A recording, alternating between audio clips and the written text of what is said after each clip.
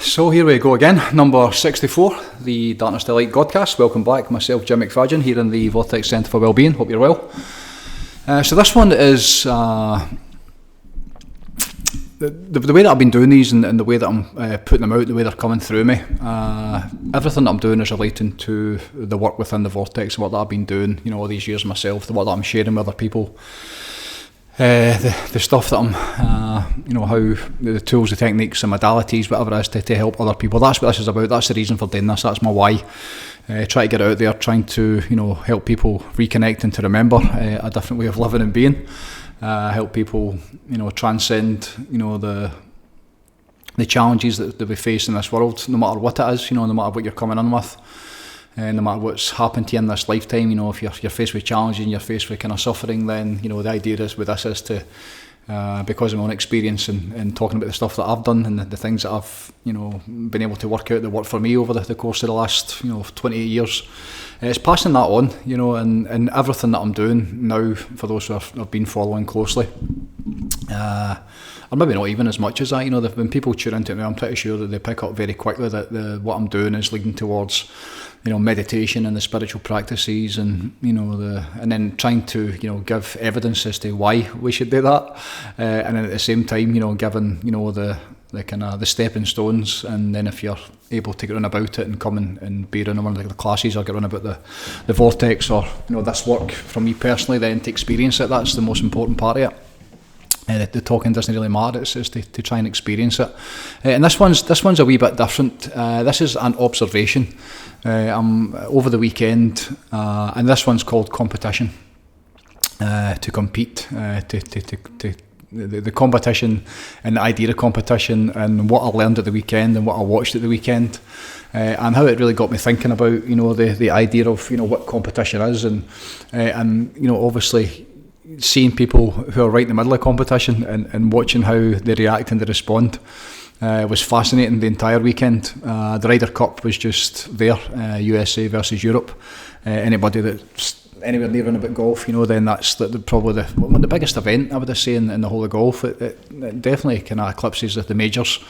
You see how much it means to the players and how much they get wrapped up in it and what it does to them. Then it's very clear that it's the biggest thing in golf. And full weekend of that, Friday, Saturday, Sunday, holiday weekend here, September weekend in Scotland. This is 2025, so the Ryder Cup was just finished. It was at Bethpage Black, and so looking forward to the whole thing, and then spent 3 days watching it and was just amazed, in so many different ways, and really entertained. The level of golf and the way they set the golf course up, which was like a pitch and putt. It was dead easy. It's as easy as the guys are ever going to get it. So it gives them a really unique performance to showcase their skill set, and then the format of that, the Ryder Cup, and there's so many different things that go into that that make it them every single time. It seems like turn up and produce golf that you don't really see. You see it in flashes, but to see it at that level so consistently with so many people, so many players over the weekend was something you only ever really see at that type of level in the Ryder Cup. So that was fantastic. Watched the whole of that, learned a load from it. I'm going to get into a great bit of detail, the stuff that I observed and the things that I took away from it, or they are sitting in front of you and watching.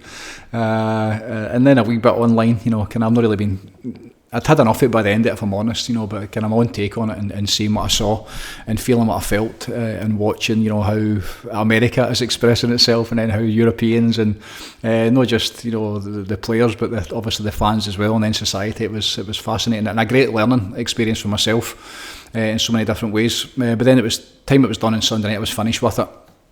And in between all of that, there was also a good friend of mine and brother of the Vortex, Sean Weir, was fighting in his first, he signed with a promotion, bare knuckle fighting, so he signed with bare knuckle fighting championship. We had a big fight down in Manchester at the weekend, which we tuned into. It was really kind of strange actually, watching my wife and my two Waynes, who all know Sean very well.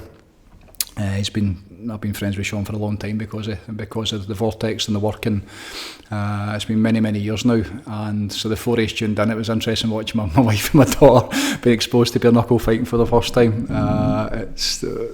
And again, the whole thing is something I would never ever watch, never normally watch, but because Sean's been involved in it, that was his second fight, and the journey that he's been on, and the journey that I suppose I've been on a wee bit with him over the years, and watching, you know, how he composed his, how composed he was, absolutely, but how he managed himself and how he managed his state, and who he was during that whole experience. And it was interesting watching the difference between, you know, him in that environment, and then watching the Ryder Cup, and the comparisons, and again just watching somebody at that level of competition, what he's doing, you know, where his life is literally on the line. You know, anybody that's never saw bare knuckle fighting, it's not for the faint of heart. I spoke to Sean this morning, and one of the things I said to him was, I don't feel like it's a sport. It doesn't feel like a sport. It feels like a fight. It feels like a proper square go, as opposed to, you know, the notion that it's like any other sport. It's like nothing you've ever seen before. Savage in so many different ways.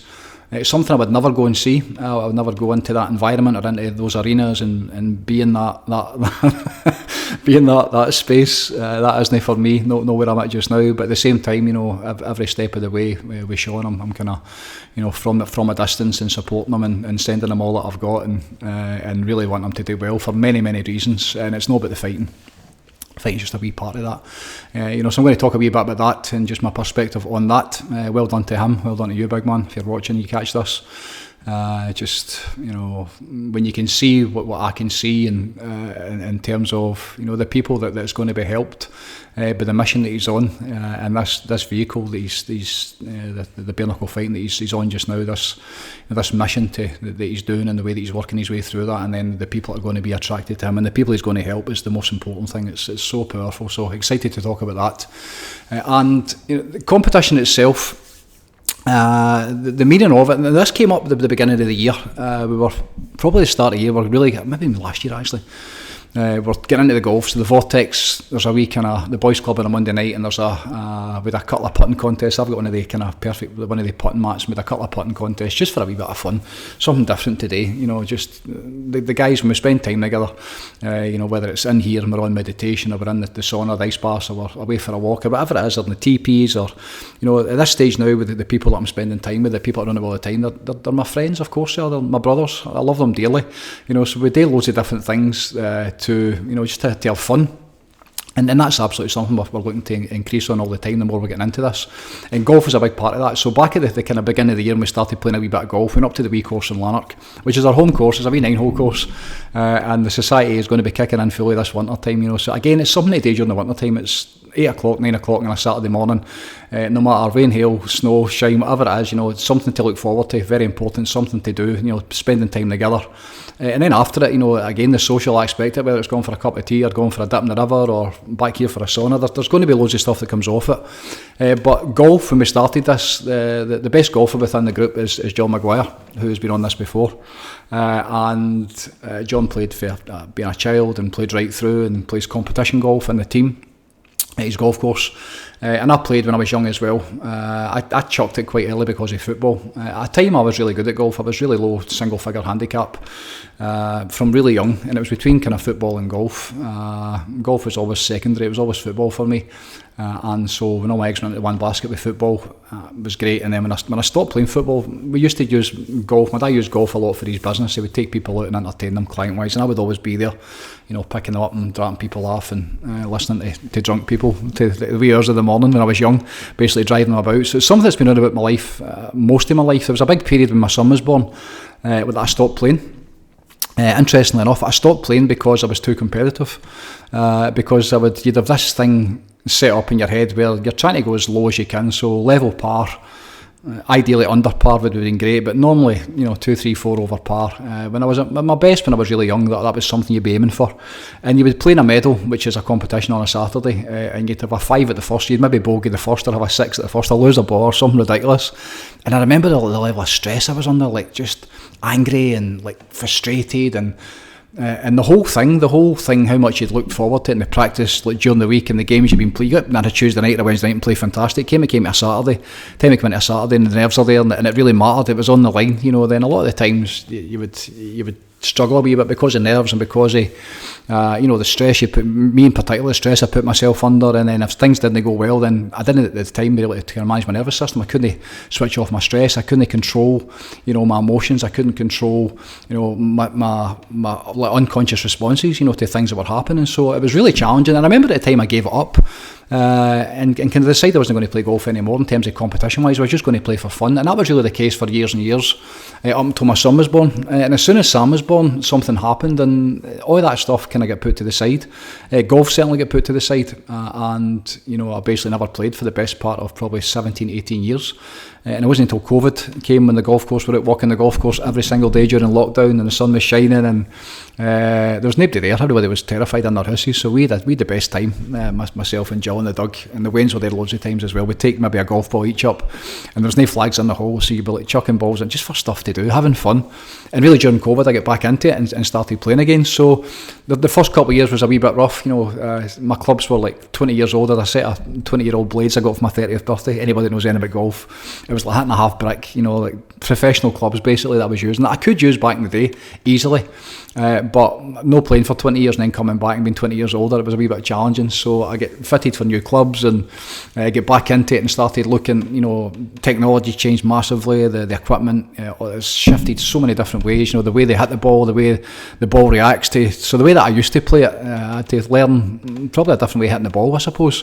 And really enjoyed that whole journey, so when we started to give it an idea to get a wee bit of golf together, it was interesting just watching myself, remembering why I'd gave it up, remembering the reasons as to why I stopped playing, because I wasn't enjoying it. It was putting me under stress and it was making me feel bad, was the real honest reasons I stopped.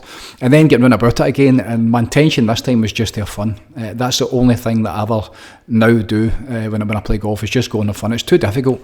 It's such a difficult game. Again, anybody that plays it, it's so challenging and it's so rewarding, and every emotion, what a way to spend a few hours. It's absolutely fantastic. I recommend it to anybody.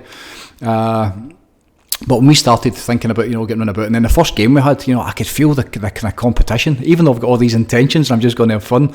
The minute you stand on that first tee and you're playing against somebody, there's a competition. And especially the first time it was John Maguire, who's a golfer. He's playing competition all the time. I hadn't played competition for 20 years.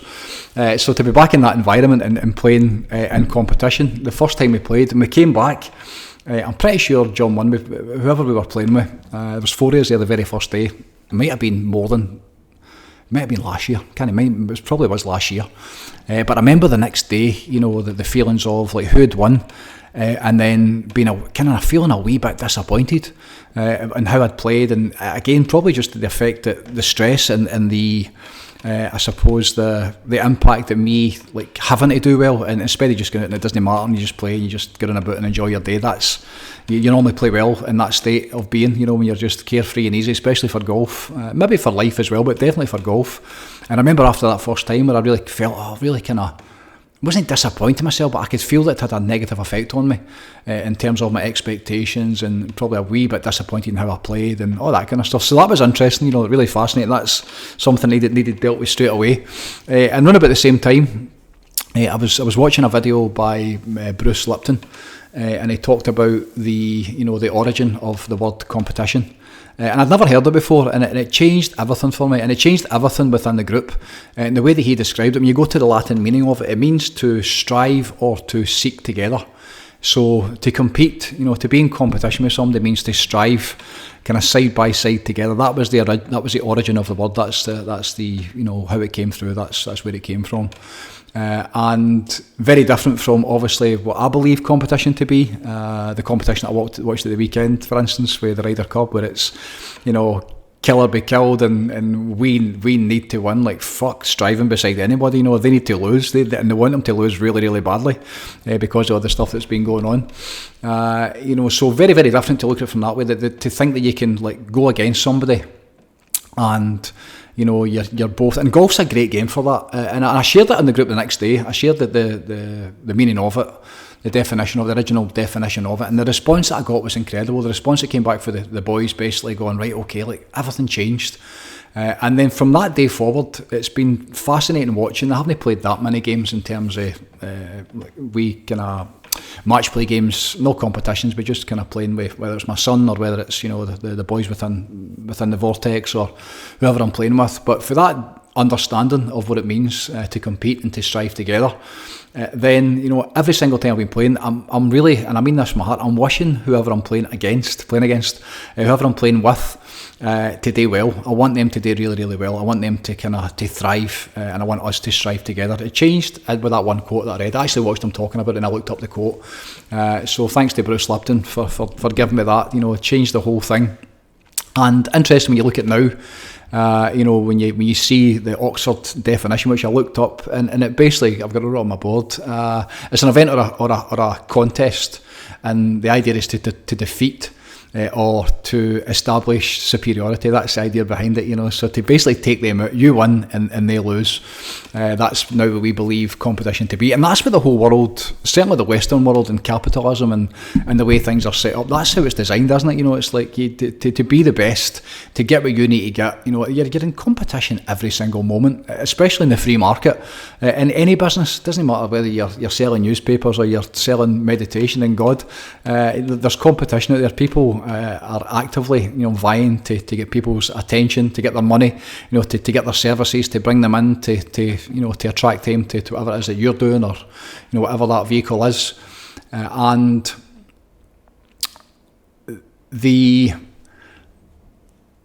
for me with this work and watching this work and seeing how it goes together and understanding, I suppose, now the different way of, you know, what competition actually means and what it's supposed to mean. Then when you look at the Ryder Cup at the weekend, I'm going to start on that. You look at the Ryder Cup at the weekend. I was looking forward to this. I was really Rome the last time 2 years ago was fantastic. Ryder Cup's always been great. I remember the first time they won it.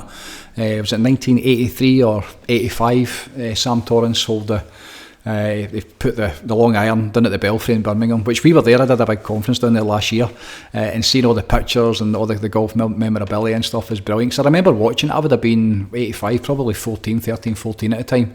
And Europe had been getting a bleaching forever off the Americans, who were so much better in every single way. And then watching how the Europeans, you know, how they basically lifted themselves up, and that came from the management, how they treated them, and how they dressed them, and how they, you know, the level of expectation and professionalism, and how they were treated, you know, as on a par with the Americans, I suppose, for the first time. And then watching how Europe went and done that, all the great memories with Seve Ballesteros, and just really great history over the last kind of 30-40 years watching the Ryder Cup. So really looking forward to this one, and the fact that it's in America, the fact that it was in upstate New York, and the fact that America got a bleaching the last time, and then watching the whole thing all year unfolding, and the hype. Now remember, this is entertainment, this is part of the circus, it's not that important. We're talking about golf here. I know it's everything to some people, but it's not that important. And this is my observation of, you know, just watching people going through it and watching like how much it means, and really getting snapshots in so many different ways, because a great quote, I remember this just this morning, Tony Robbins.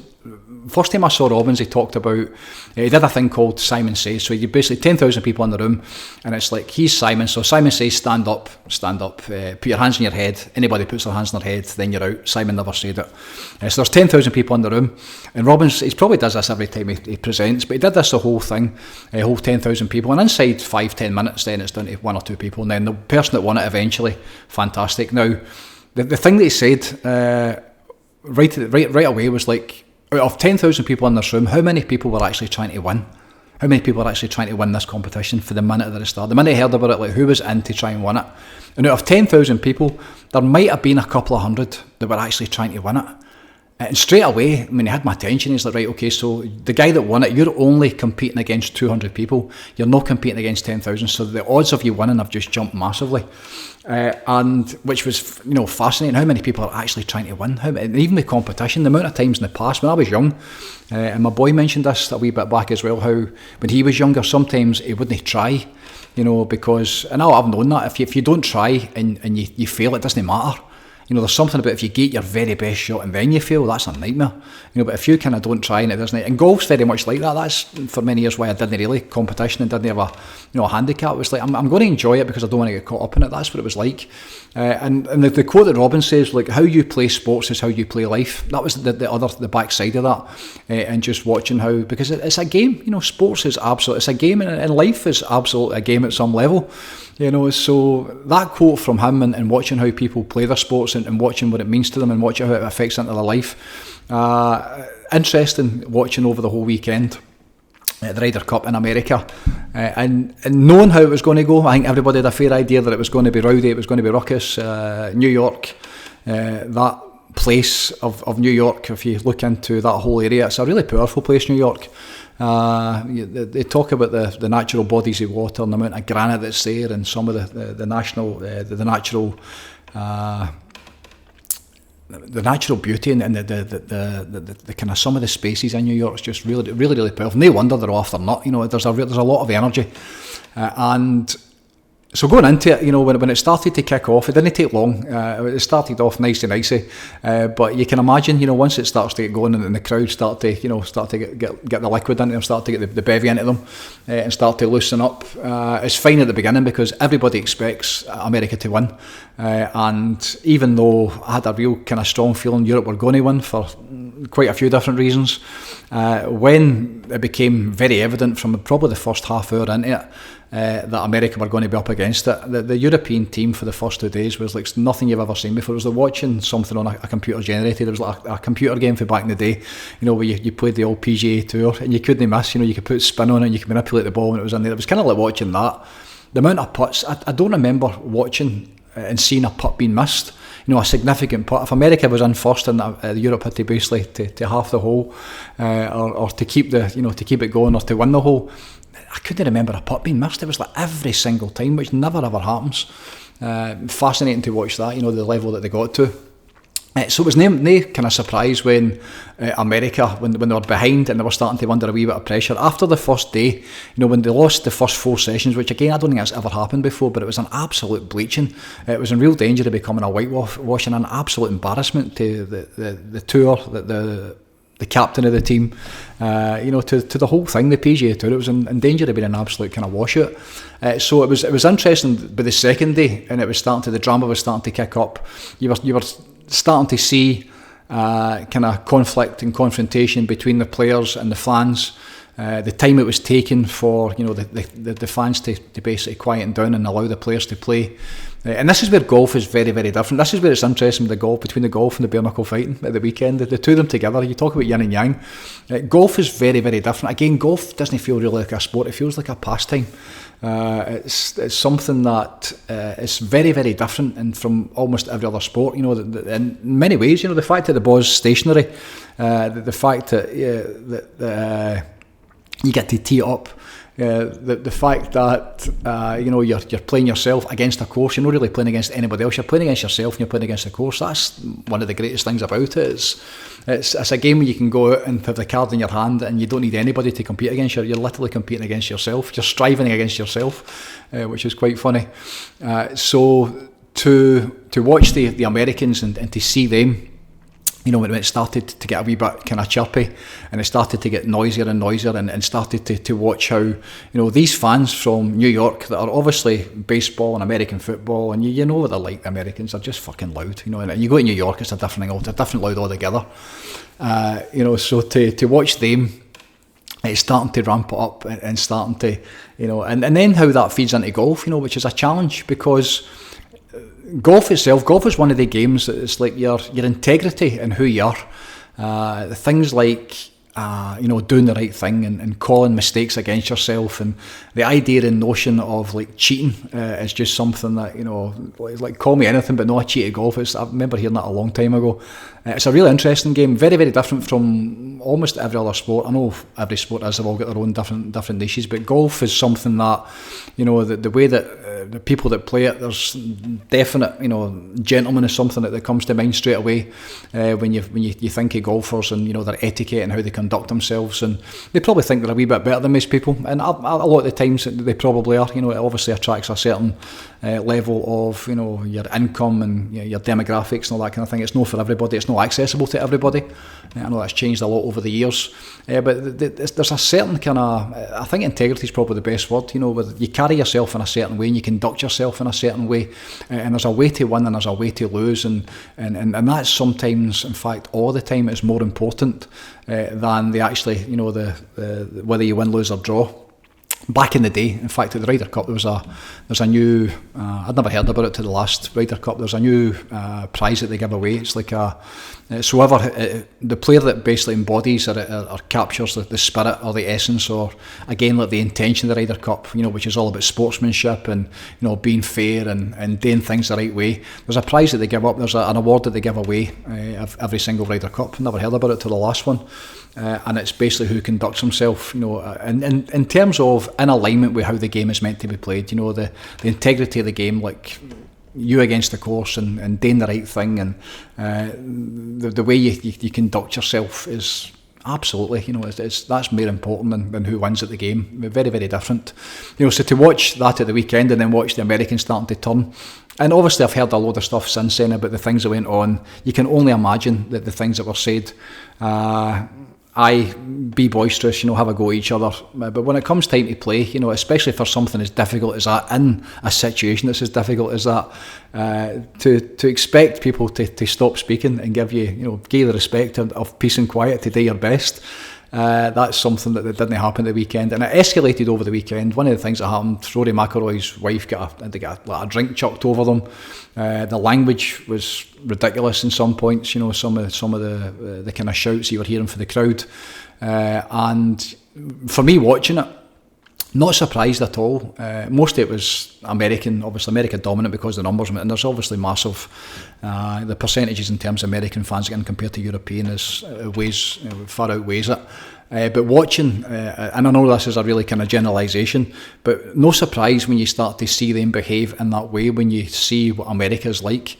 And you understand, in terms of America as an empire just now and how it's in freefall, and American society, what's happened to over in my lifetime, the last 30, 40 years, with divorce and, dis-ease and, I could spend the next 5 minutes going through the whole thing, but where they're at just now, in terms of where they're at as a society, where they're at as a country, where they're at as a people, how divided they are, how angry they are, how bitter they are, how confused and lost and fucking broken and, decimated is no far away. That whole thing is bust, it's broken.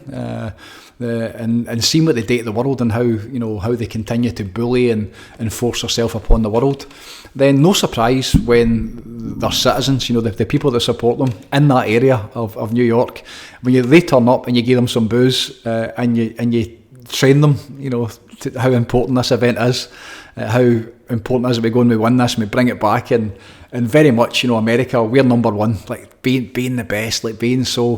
When that was under threat, when that was something that looked like it wasn't going to happen, then no surprise when the vulgarity and that poison just comes out. I kept thinking about the quote that Wayne Dyer taught me: when you squeeze an orange, you get orange juice. It's like when you squeeze something, and this was true the whole weekend, between the Ryder Cup and watching Sean. When you squeeze somebody and put them in that like pressure cooker environment, you really get to see who somebody is. It's almost the mask or the veil, or certainly the golfers, you don't really get to see them in that detail, those limited numbers, and the behind the scenes and the cameras and interviews. It's like it's coming from everywhere, so you get to see the real them, and then especially during the competition, when it means so much. You talk about the ego, and how much the ego and what the ego does in this and how it plays into it, and it was on display everywhere, because it's me. The ego is me. The ego is the definition of the human being, the lower self, and watching that, being manifested and unfolded, and what that did, and how people were conducting themselves and how they behaved, again was something that I was very, very interested in. The whole thing about America and how the desire to be number one, and the desire to be, the land of the free, the land of opportunity, the place where everybody used to try to get to. I don't feel that now. I've certainly spoken to quite a few people over the last probably 6 months that'll be moving on or looking for somewhere else to relocate, and America never comes up. Of course it doesn't. You need to be off your nut to go there just now, when you see the cities and you see the chaos that it's in before anything else, before it becomes even worse. So to watch America, no surprise, to see how they behaved, to watch, like one of the interviews we're talking about was Bryson DeChambeau, and they asked him, like, why is this so important? Why does it mean so much to you? And his answer was like complete honesty. I love my country. they've been brainwashed for the minute they're born. The stars and the stripes and the flags and, the national anthems and, we're the best and fuck everybody else. And America's a really, really interesting place. Maybe different now, but I remember growing up, I can't remember the percentage, but it's very, very low. The amount of Americans that have never travelled, they don't have passports. So they spend their whole life in America, which is more or less like a continent. You've got everything there, between the beaches up to the mountains to, everything in between. So for a lot of Americans, no surprise that a lot of them did not have passports and never ever travelled. So I hadn't really seen the rest of the world. And obviously, because of the way they've been fed over the last decades with television and all the stuff that's been fed into them and that's made them who they are. When you get on about them and you see them in all their glory, when you see them kind of rattling away. Sorry, my boy just walked past the window there. When you see them kind of rattling on and the stuff that they're talking about and how they go about expressing themselves and expressing their culture and what's important to them, then it was great to see. Obviously them expressing themselves, but it was actually great to see them getting a wee bit of bleaching. I'll be honest with you, it was nice the first couple of days, just the hammering that Europe gave them. Very, very, very, very good to watch. Now, for me, I'm not really that bothered. I was in it for the golf. I wanted a fair competition. I wanted I knew the golf was going to be fantastic. It was 3 days, September weekend, looking forward to it. But watching how it unfolded and watching how the fans reacted and responded, there seemed to be a lot more humour coming from the Europeans. Again, another generalisation, but any of the American fans that were interviewed, they didn't look the brightest. And their chants, there's not a lot goes into making up their chants. And then when you hear some of the European chants, some of the humour that was in them, and again, I keep thinking about kind of power versus force. The two kind of fighting against each other, and this big bully who batters everybody in their sight, and then Europe coming in as the underdog and just completely outplaying them, and then watching how the American team, the president and the captain and Trump was there, the trumpet was there. Fascinating to watch him. What a clown, and watching the players respond and react to him. Very, very interesting.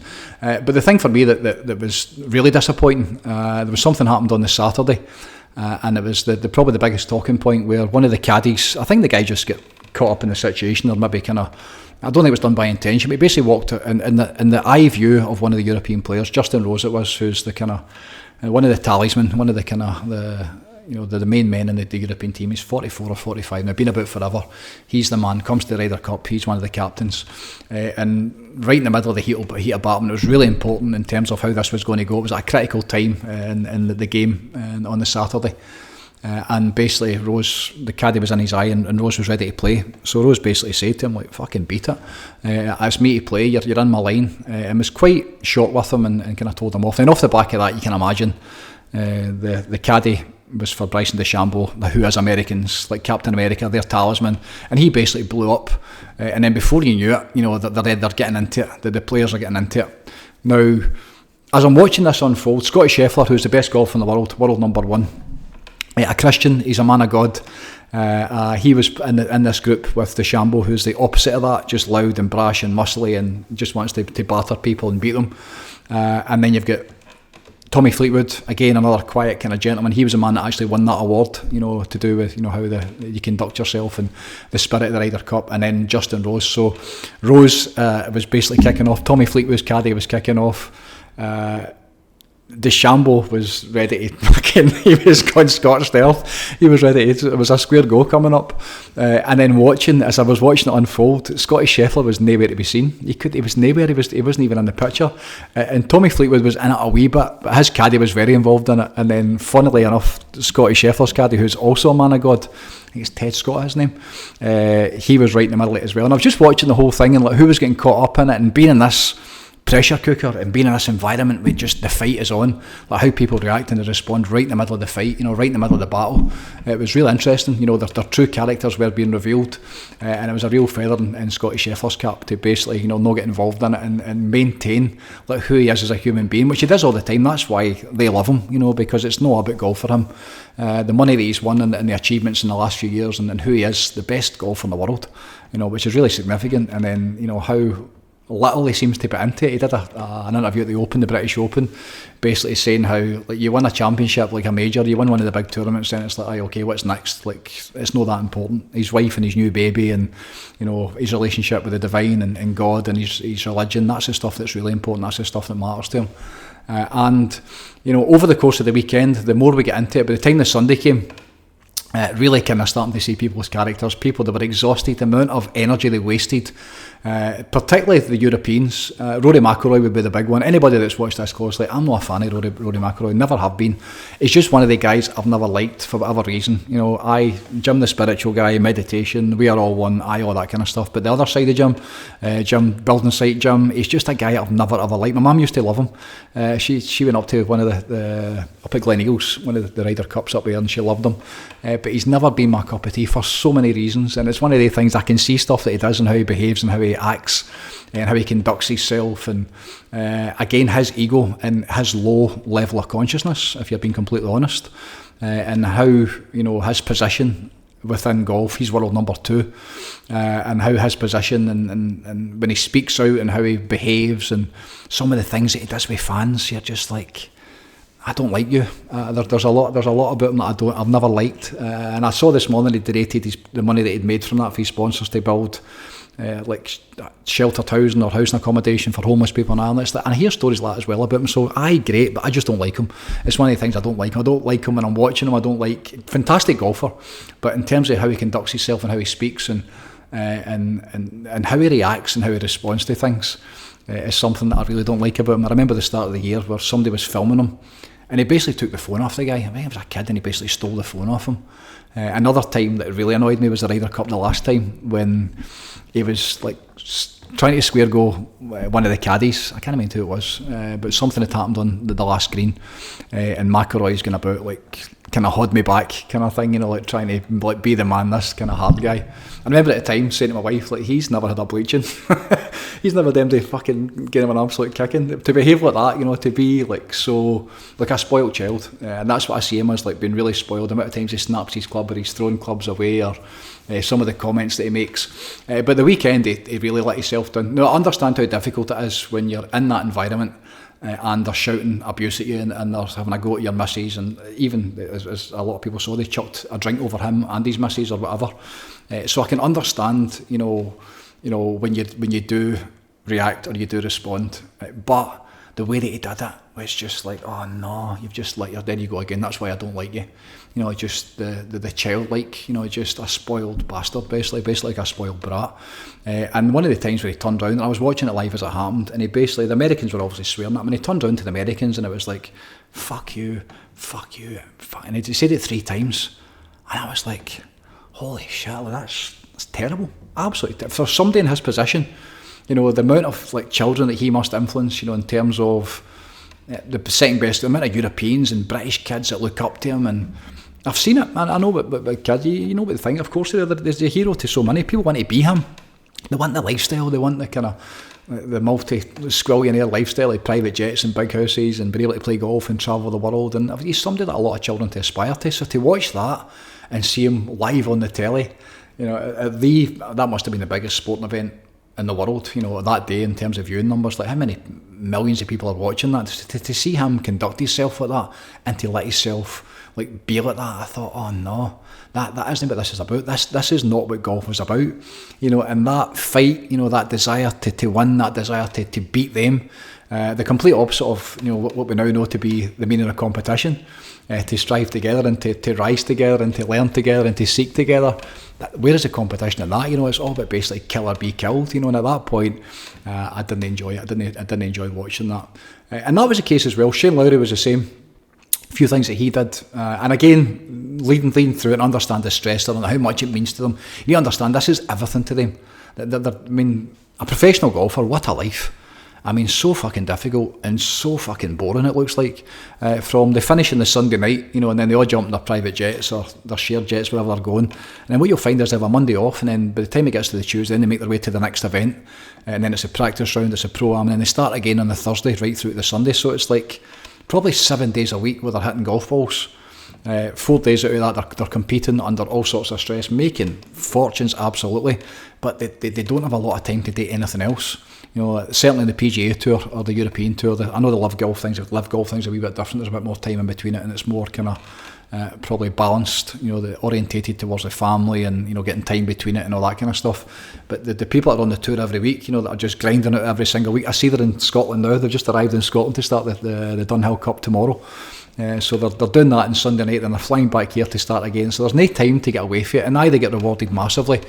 But at the same time, the kind of, would it be for me? It's not a life, certainly not at this stage, but when I was younger, maybe that's something that would have appealed to you. So I can understand the stress around it. I can understand how much they put into it to get that good at that game. If you've ever played it, it's beyond difficult. You can't even imagine the things that come into it. And then you see what they do, the distance they hit it, and the control they've got, and some of the putts or the chips or the irons at the hole. There's so much going on in it. So I get how difficult it is and how much it means to them. But when they actually won it, and they almost didn't. I mean, out of 12 singles in the Sunday, there was only one person who won, and there was a few halves that basically got them across the line. But then to watch, as you always do, you see the after party, and then the steam's off, and then the champagne starts to flow, and the beer starts to flow, and then before you know it, it's like, at that point I'm out, I'm not interested. That again, as a role model, when you see Rory McIlroy or Shane Lowry standing on top of a table pissed, with the bevy flowing out the top of them, they're jumping up and down, and it's like, that isn't what golf should be. That's they people, I believe, they kind of should be above that. Maybe that's unfair. Maybe that's they're just not a lot of them normal working class people. That's where they come from, so they've still got that in them. The genetics, that I had when I was younger as well. I get that, but at the same time, how it always goes to bevy, how it always goes to getting steaming, and that's how you celebrate, So again, the kids that are watching that and learning for that, and seeing how they conduct themselves, and seeing their egos, when the drink's in them, and the mask comes off, and they let themselves down, it's like, nah, it's not for me. So very interesting, watching the whole thing, watching people expressing themselves, watching people who, whether they react or whether they respond, seeing what their interpretation of, winning is, the importance of winning, the importance of being number one, the significance of beating the other player, and great as well. I was thinking as well that the old film White Men Can't Jump, right at the very end of it, when he goes away and his missus has warned him, you can't keep gambling everything we've got on these, it was like a 2-on-2 pickup game, so 2v2, and he's gambling their money away, and he wins at the end, and he goes back and his missus has left him, and Wesley Snipes says to Woody Harrelson, he says, sometimes you win and you still lose. And at the time he couldn't understand it, he couldn't get it, how he'd won this money, but because he'd done the wrong thing, because he'd done it in the wrong way, then you end up losing everything. And that wasn't the case from the Ryder Cup, absolutely not, but it kind of soiled it a wee bit, in terms of, again, the focus should solely have been on the golf. The focus should solely have been on, how far the European tour has come over the last 20-30 years, how far they've came even over the last 2 or 3 Ryder Cups, and you see the setup they've got now with their management.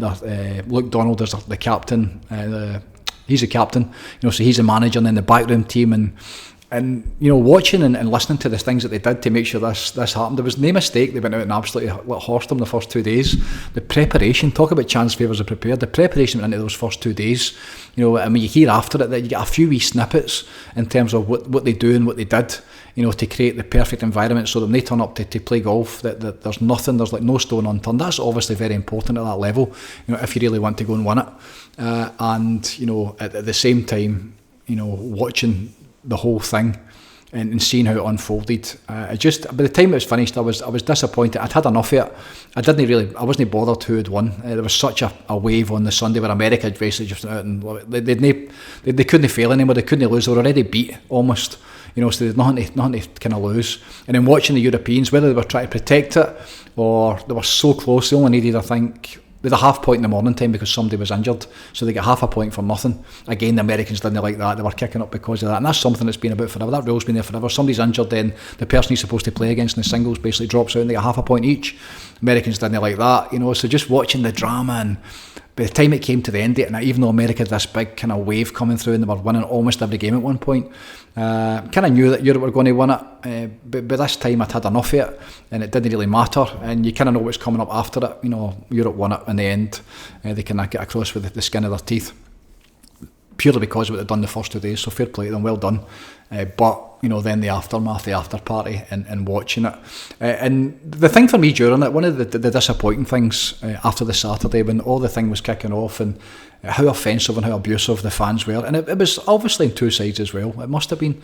There's no way it wouldn't have been, but probably more obviously towards the Americans, just because of what they're all about and how they do things. But I was thinking at the time, like, why does nobody stand up? And obviously McIlroy shouting and like greeting and throwing his toys at the pram and saying you shouldn't do that. That's not what's going to work. But at that time, I really felt like somebody somebody at a position of power. And it actually happened. Tom Watson was the man. Who anybody that knows golf, Tom Watson, one of the greats, the real greats, one of the best it's ever been. Back in the day, competition with Jack Nicklaus, and a real gentleman, and probably the way golf and what I believe golf should be. And he came out and basically said, "No, this is unacceptable. This needs to stop. We can't keep going down this road. This isn't like other sports. Like everybody, like stop what we're doing. This is wrong. When people are, getting this amount of abuse and the language that's coming through, and that isn't what golf is." And I was disappointed during the weekend that somebody never said that. I thought it was set up for Scotty Scheffler, the best golfer in the world, number one in the American Tour, number one in their team. Their main man, their playing captain. I was disappointed he didn't come out and say, "You know what? Nah, don't stop. This needs to stop. This isn't acceptable." And then obviously, how the authorities, whoever was running it, didn't get the people out of there, because that shouldn't have been anywhere near any sports, never mind golf. So many lessons in that. It was a fascinating watch over the weekend. It was great entertainment. It was something that I didn't miss. I hardly missed a thing. It was just fantastic being off. And then right in the middle of all that, being watching the golf and being about it and having a great time and having a wee bit of break with the family. We had Sean on Saturday night for his bare knuckle FC debut, and I've been speaking to Sean right through our relationship over the years. Has been a fantastic one. It's been a beautiful relationship. He's somebody that I love very, very dearly. I think Sean has been like a brother and a son to me. Incredible, a powerful human being. Anybody that's blessed enough to know his story or has heard his story, and that's something, whether it's out already, but will certainly be coming out in the days, weeks and months ahead and years ahead, because when you know his story and you know who he is as a man, and you hear like where he's been and the things that he's been through, and you see, as I have seen, and I've been with him for wee bits of that, and watching the adversity he's faced and the challenges, and then watching him now, this year when he started like training properly again and starting to run about this, and then made the decision to go and do it.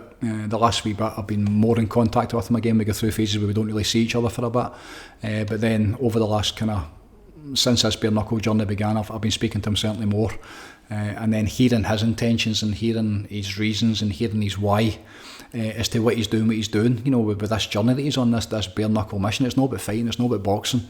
His intention is to help people, because of this, again, the stuff that he's been through. And I did a post on the Sunday morning, I think it was. There was a picture of one of the books with, again, interesting choice of book. It was one of the Saj Marg books, where, and it's the, in fact, the role of the master in human evolution. That's it there. That was the cover that I used for the post on the socials.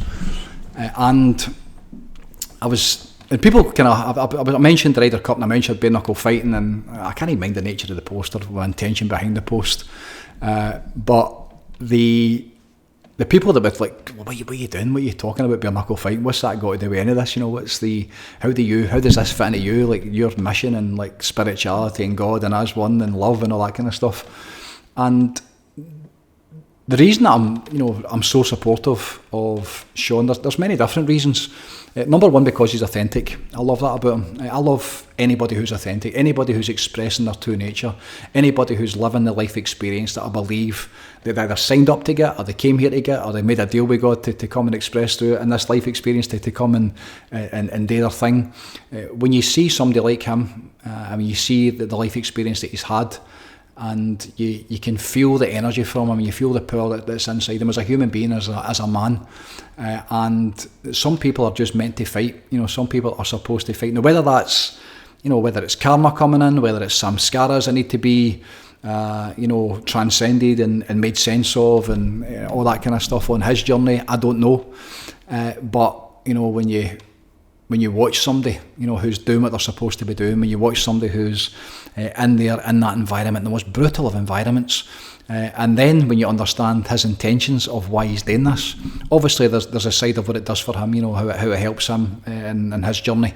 Those of us who are survivors in any way, shape or form that have been through stuff, doesn't matter what it is, whether it's the traumas or the suicides, being affected with the challenge of this world. There's so many different ways that affect us, of course there is, but when you see somebody who's making their way and striving forward and doing something that genuinely makes them happy and genuinely they find purpose in, and not just that, they're actually helping other people as well, which sounds mad when you think about that business and that sport and what it is. But because I know Sean and because I know what his intentions are, I've heard him talking about it. I heard him on one of the podcasts last week before maybe, the Leather podcast, and I heard him talking about what his plans are and what he intends to do with us. And the amount of times over the years that me and Sean have had conversations, or he spoke, we've been in environments and he's spoken, it's brought me to tears because of not just his story or because of the truth that he's speaking, but it's his desire to help people, his desire to take his life experience, the negativities and the challenges that he's been through. This is all about transcendence. This isn't about fighting. Watching him, this is about overcoming adversity. This is about no matter where you've been, this is why he's going to be such a light, I do believe, and such a powerful force to help so many people in so many different ways, because when you've been where he's been and then you're at where he's at now, and as I always said, I got that for, was it Wayne Dyer, let your story be, is it going to be an example, is it going to be a warning? So to make your story, your life story, an example of how you basically, you took what you had and you reached a place of true success where you achieved that bit that you were trying to get to. And that's what I see just now in Sean. That's why I'm so behind him and so absolutely blessed to watch him on this journey, to go through that. The bare knuckle fighting itself, when you're watching somebody who you really care about, I really do. I've a deep love for Sean. I really do. As I said, he's like a brother and more like a son to me. I real care for him, as I have with a lot of people, especially a lot of young men, all different ages. For late teens, early 20s within the Vortex, right up to men that I consider friends, brothers, like father figures. Some of them.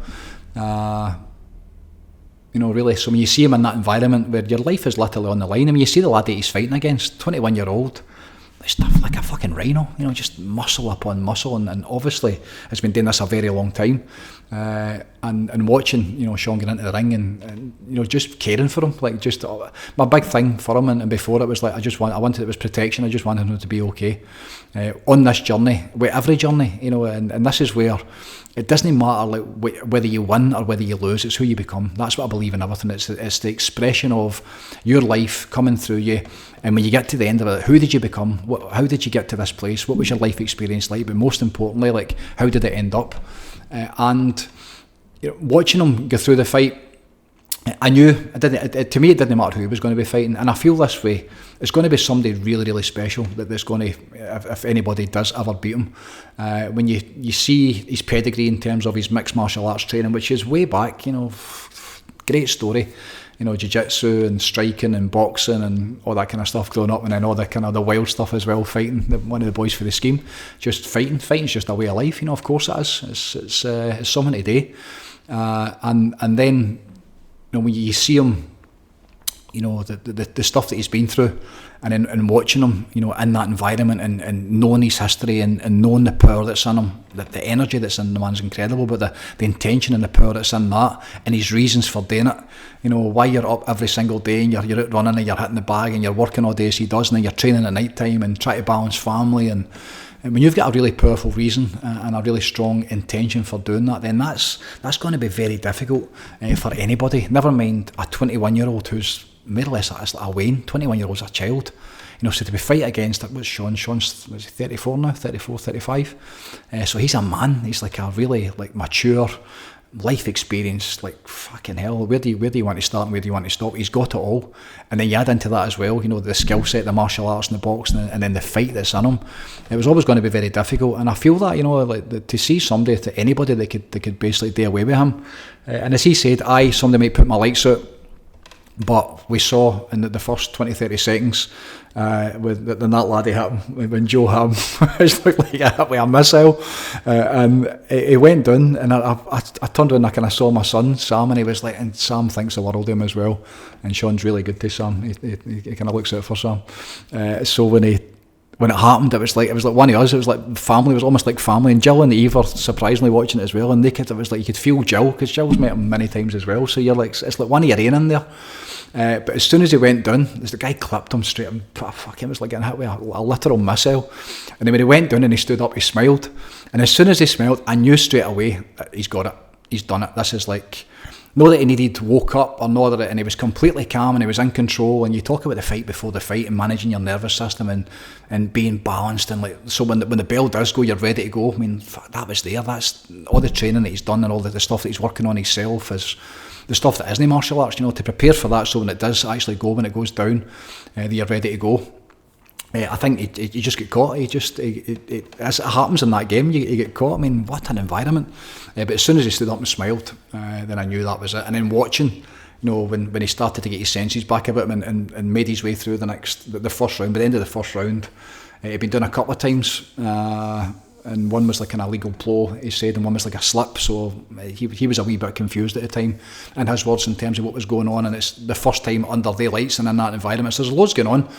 But watching between the rounds and feeling between the rounds and getting into that second round, I kind of knew if I was a betting man, the house would have been on and winning even before the fight. You know, when you know what you know and you can feel what you feel, then it was going to take somebody very, very special. So what happened in the second round when he basically, you know, put the laddie out, you know, and you just stopped him, and the amount of damage that was done, you know, in a short period of time is terrifying. You know, when you see even the MMA gloves, how light they are, and the lack of padding in them. But I mean, you see the pictures after it, the big hematoma the laddie had in his head, and the amount of damage that's inflicted. I spoke to Sean this morning of the damage that's in his body as well, you know, with knuckles and stitches and all that kind of thing, you know. So it's a fight. It's not a sport to me. It's a fight. It's a swear go, and people love it. So it's going to be here for a long time, you know. And for me, watching Sean go through it and what he's going to do with it and who he is in that environment, I mean, what a voice he's going to be. And right at the end of it, straight away, and this is what I love so much about it. This is where the conversations that I have with him, and the way that we speak and how I hear him open up. The first thing he did when he was interviewed, straight away, his concern was for the laddie in the chair. The laddie is just 21 years old, his whole life in front. They've been bigging him up and suppose starting to promote him so that he's going to be, you know, one of the faces or one of the champions. So 21 years old, you know, to get that to happen to you when the world is watching, millions and millions of the world or America, like people are watching that all over the world. So for that to happen, straight away, Sean's concern was for the laddie, you know, was to make sure that he's going to be all right. One of his words were, "I've sat in that chair."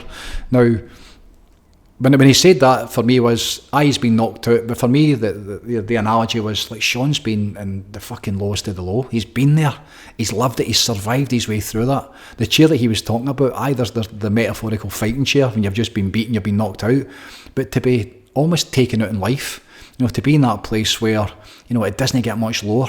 And then to keep going, you know, to dust yourself down and to stand up and to go again and to go again and to never fucking stop until you get there, you know. And then watching how he conducted himself, I could see him speaking to the laddie after the fight. I know because of my relationship, you know, some of the content of the conversation and how much that helped.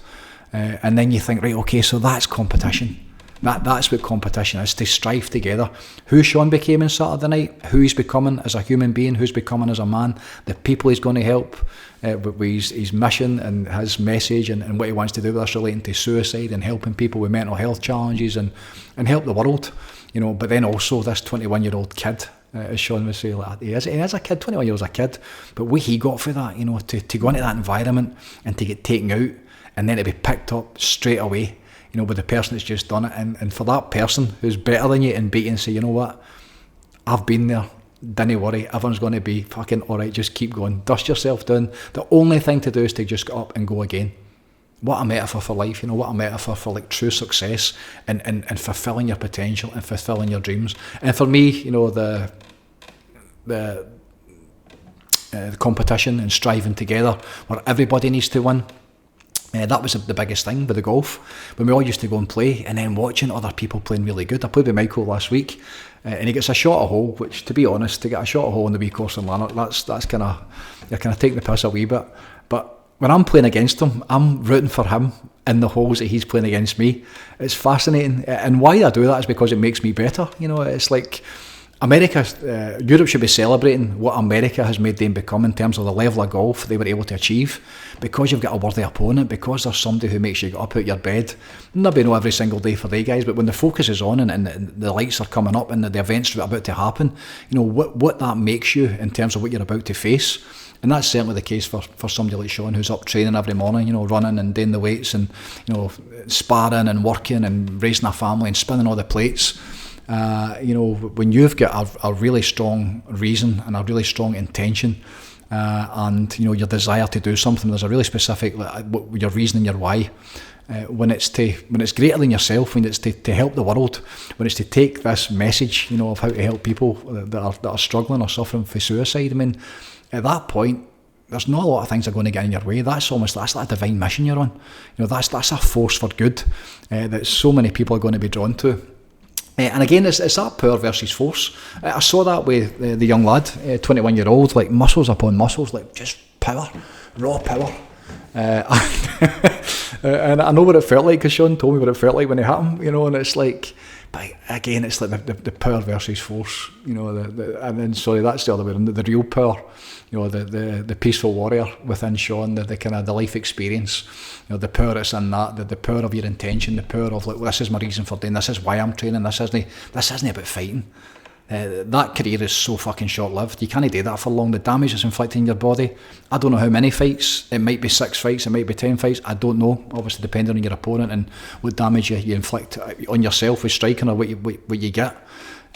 But to think of the bigger picture and what's beyond this, on this platform that he's now got, with the power that's in him, it doesn't matter the force that comes towards you, that power, the real power, and the power that comes through, the divine that comes through, your meditations and being intentional with your life. It would take a hell of a lot of force to basically stop that, so it was great to watch. Really, he's happy, he's healthy, he's doing great, which was the most important thing for me, making sure everyone's okay when you're getting hit at that pace, with no protection on.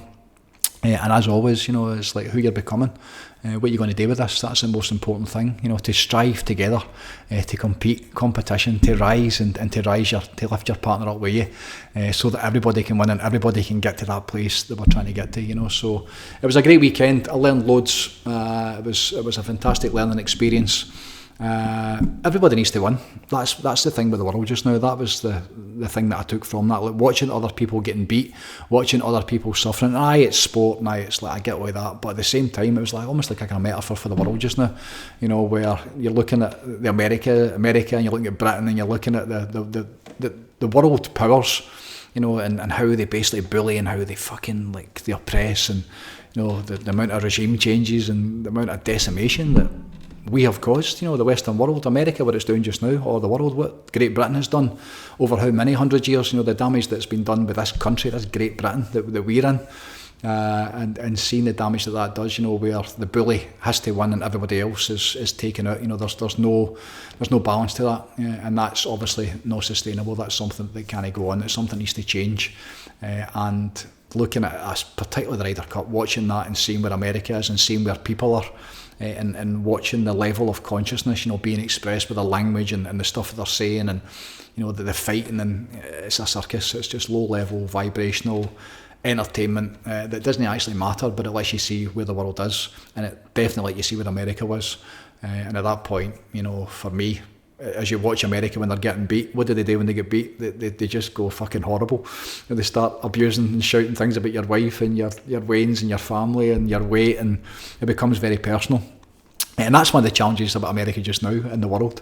When it does fall, when it does basically get to that point where it's no longer, when that civilization, that empire, that evil empire that is America, when it eventually does, if it ever does in my lifetime, when that does go, it's like, who do they take with it? Who do they take down? Because the one thing about bullies and one thing about people that are oppressors in that position, the dictators, they don't like that, so when you've got the most nuclear weapons and the biggest, all the kind of the military that they've got, it's half terrifying, how when you're going to replace the bully. So that's going to be interesting to watch how that goes. So this has been an observation, just checking in life. I don't like today the commentator stuff much, as you know. I try and stay away from it, but I think in this instance, because of how much I got out of the golf and how much I learned watching the golf, and then also, the other side to that, like watching Sean at the weekend and that whole, the journey that he's on, and watching him express himself as a fucking warrior, and somebody, and that's where I'm completely alright with it. I love somebody expressing their true nature. Dr. Hawkins used to talk about one of his lifetimes where he basically, the moment he died, he killed somebody who was another great warrior. So he was killing this other great warrior in the name of Christ. So he was a Christian, and I believe the dude he was fighting was, I think he was a Muslim. So they're both fighting in the name of God. And the moment they both killed each other, they went to wherever they went to. And Hawkins says he remembers bursting out laughing. But at the same time, the respect that he had for this other warrior, because it was in the name of God, so fighting for that reason, fighting for a pure intention, your nature being expressed at the time that you're living in, but everything that it took to make you, your ancestry and the time that you're born into, so to see somebody expressing themselves properly and their true nature coming through, I'm all for that. I think it's fantastic, so power to you. So there we go. We keep moving forward. Competition, to strive together, to seek together, or to, defeat somebody and establish superiority and fucking beat them down. Depends how you look at it. Depends what you want to do with it. I know which one I'm doing now, and I know which one's working for me. The fact that I'm trying to lift everybody up and trying to let other people, everybody win and as all to get it. That's the way that seems to, be getting the world back on its feet. It's the only way, part of the only way that we get the world back on its feet again. So that's what we're doing. We keep moving forward, things don't change. We're evolving all the time. It's an interesting time for me just now. I'm still ebbing and flowing.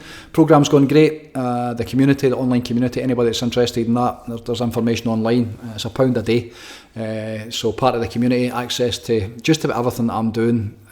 In fact, only access to what I'm doing just now really comes through the programme. Getting a lot of people messaging in, and what about the Friday nights in, and what about, and it just now, because of the stuff that I'm dealing with just now in my life, and because of where I'm at with this work, it's really programme members. That's what I'm putting most of my time into. There's been such an evolution over the last couple of years, and really now where I'm at, even the morning meditations, it's became like a silent meditation for me online.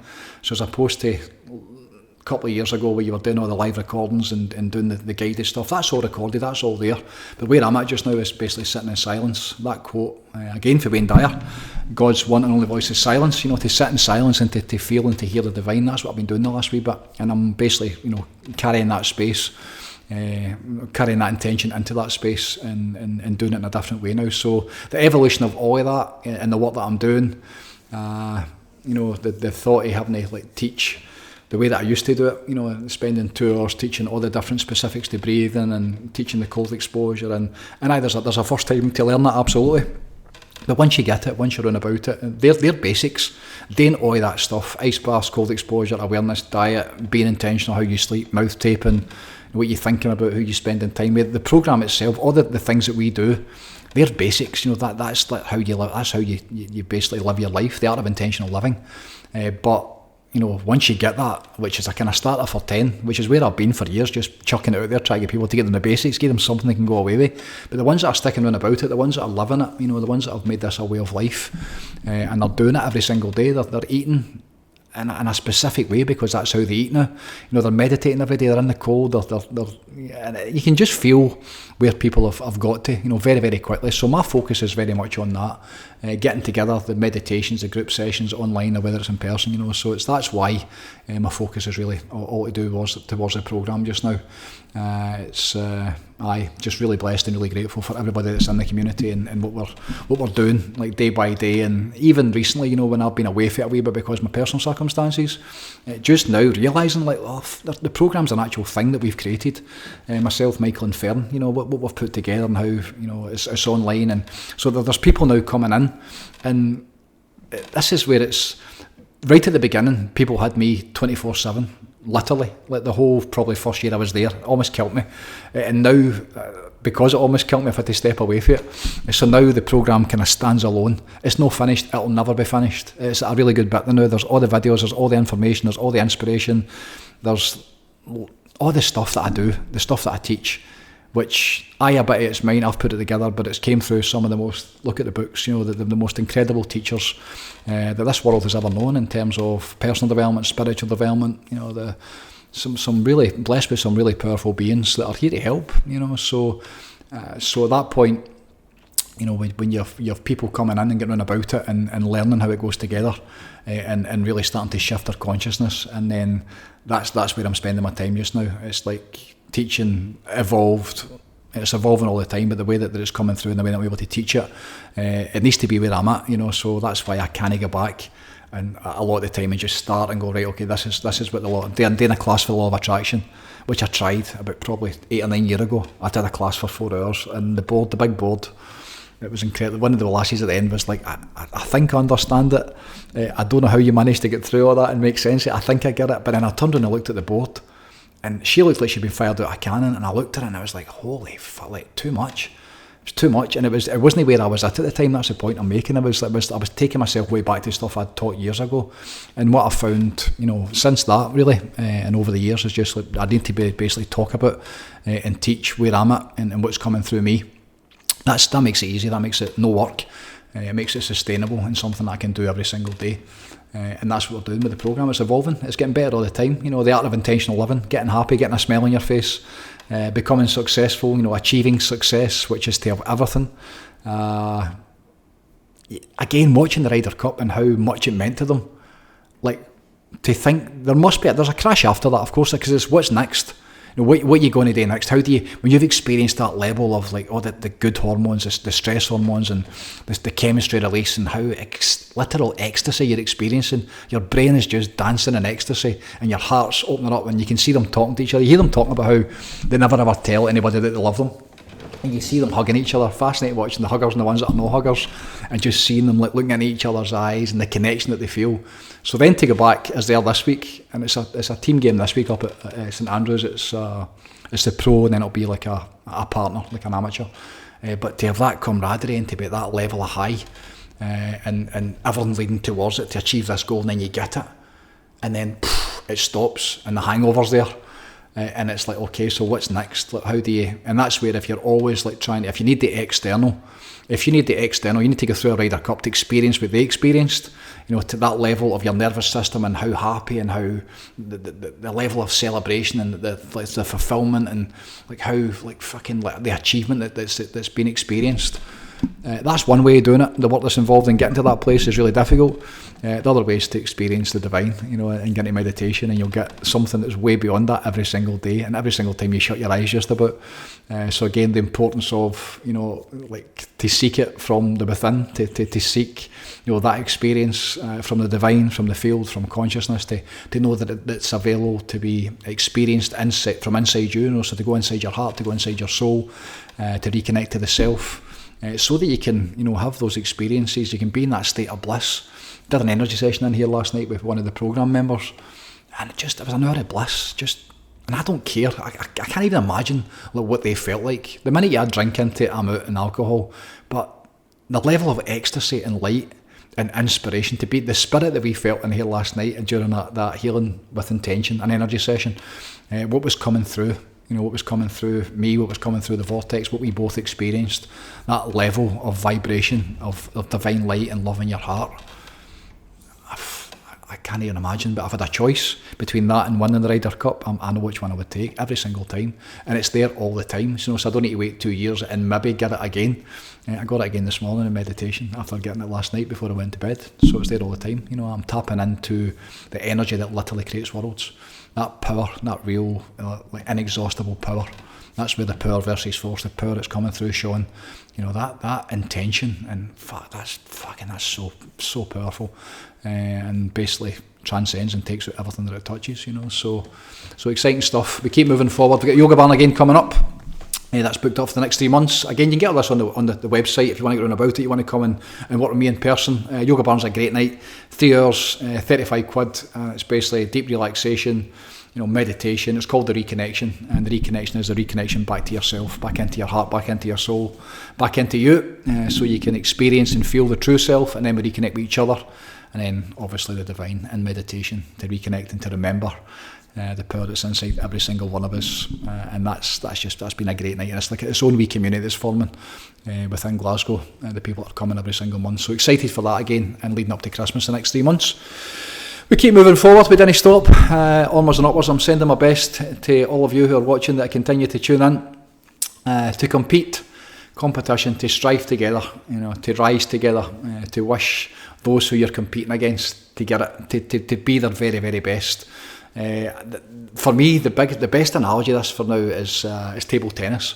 I've got this written on my board, and I almost forgot to speak about it. We've got a kind of half-side, maybe not a half-side, it's a small table tennis table. I've had a table tennis table. My brother got me one for my 30th birthday. I had a table tennis table when I was young.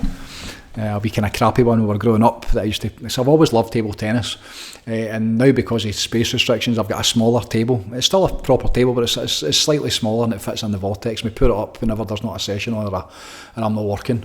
And watching the evolution of my children and my wife, my Wayne's 21 and 24, but they've been playing since they were children. The last house was a big table tennis table, and I had to put it away because we had no space, and we managed to get this wee one a couple of years ago at Christmas time.